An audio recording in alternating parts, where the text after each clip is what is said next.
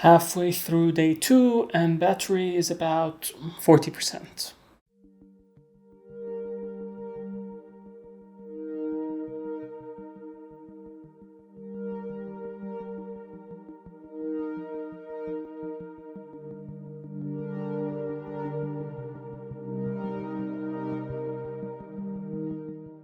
Hey, it's Abdallah, and the land of budget devices is full of compromises and tryhards. Which is why, surprisingly, using the Nokia G21 as my daily driver for the past 10 days made me almost question the need to pay for anything more, because of how well it actually hides its compromises. Take the display for example, which is of the IPS LCD variety and measures at 6.5 inches with an HD Plus resolution. We finally get a 90Hz adaptive refresh rate, and the display is quite good for its class. Decent viewing angles, good contrast, and bright enough to use outdoors. Could it have been a 1080p panel? Probably. Would that have affected the performance and the battery life negatively for something that you really need to pixel peep in order to notice?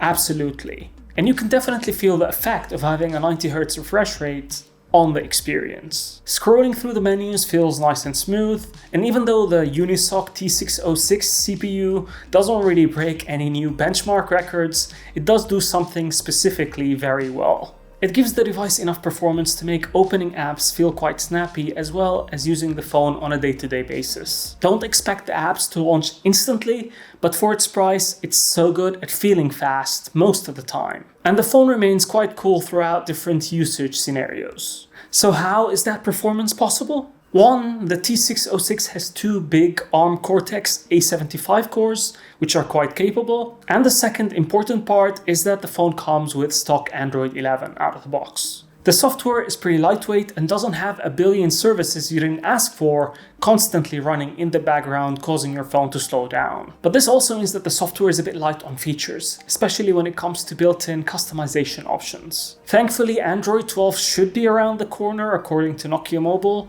which hopefully should help reduce the feature gap. Nokia also promises Android 13 for this device, as well as 3 years of monthly security updates, which helps with longevity and is something that you won't find on most competing devices. Now, the hardware design does leave a lot to be desired, especially for me personally.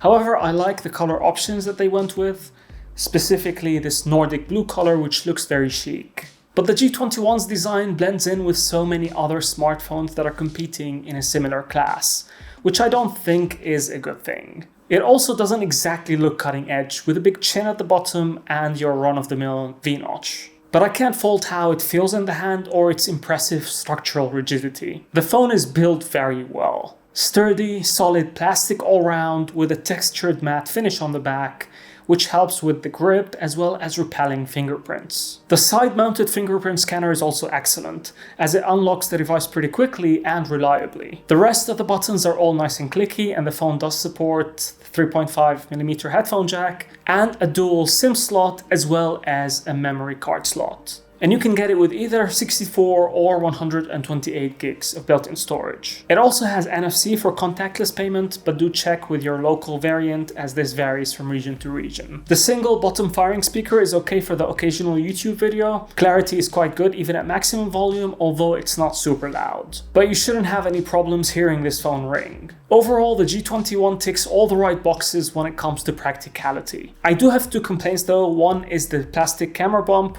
which scratches very easily, and the other is the redundant Google Assistant button, since you have about 500 different other ways to access the assistant. I can also be extra picky and complain about the vibration motor, however it really isn't that bad for the price. Regarding connectivity, I had no issues with Wi-Fi, signal reception, or Bluetooth. As I mentioned in my impressions video, there are really only 2 useful cameras on the G21 out of 4. There is the 8MP selfie shooter, which does a decent job in good light at capturing images thanks to the way it processes things.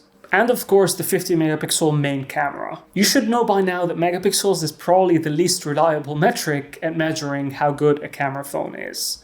So how does this one do? It's fine. In good light you can capture really nice looking images with punchy colors and nice HDR effect. Bright and cheerful, I would say. The output is a 12.5 megapixel image, which doesn't really hold up that well to any scrutiny if you decide to zoom in and observe the details. But that's to be expected for the price range, and for social media usage, it's fine. Low light images, on the other hand, are lacking. Night mode tries a bit too hard to add extra brightness and a bit of color to the scene, however it's let down by the less than reliable autofocus in low light. And because night mode takes a while to capture images, I ended up using auto mode most of the time and got pretty consistent results, although not as bright or as colorful. One thing I really don't like about the G21 is the camera user experience. Shutter lag is quite notable, and switching between different camera modes takes a while. Here you can definitely see some of the limitations of the processor. As for video, the phone captures 1080p videos at 30 frames per second. Unfortunately, there's no video stabilization, so you'll have to add it later using Google Photos,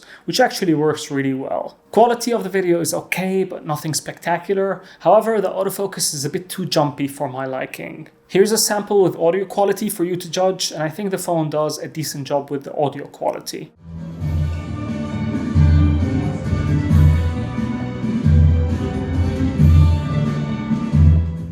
A big selling point for the G21 is the battery life. Nokia promises up to 3 days of battery life, which based on my personal usage wasn't achievable unless I spent most of the third day in super battery saver mode and not enjoying a proper smartphone experience, which isn't really something that I'm willing to do. However, battery life is indeed excellent. Even with my pretty demanding usage, I ended up with at least getting 2 days out of this thing. That's with about 10 to 12 hours of screen on time with 2 SIM cards, Bluetooth and location constantly being on. And the phone barely consumes any battery when it's not in usage, which definitely helps. But can this phone last 3 days of usage if you aren't addicted to your smartphone like I am, sadly? I do think so. The phone charges through a USB-C port at a speed of up to 18 watts. This means just over 2 hours to fully charge the 5050 mAh battery, and from 0 to 40% charge in about half an hour. Do keep in mind that the charger that comes with the phone is a 10 watts charger, which is best used for charging overnight. So let me conclude. I actually like the Nokia G21. It isn't an extraordinary product by any means, but it's an excellent one all things considered. In a numbers race, it might not be able to top all the charts, but it finds the right balance between performance and battery life in a durable build with long software support. It definitely won't dazzle you in any way, and it really isn't supposed to, but for what it is, it's pretty easy to live with and easy to recommend. That's it from me. If you found this video useful, please don't forget to give the video a thumbs up and subscribe to support the channel, and I shall see you in the next one.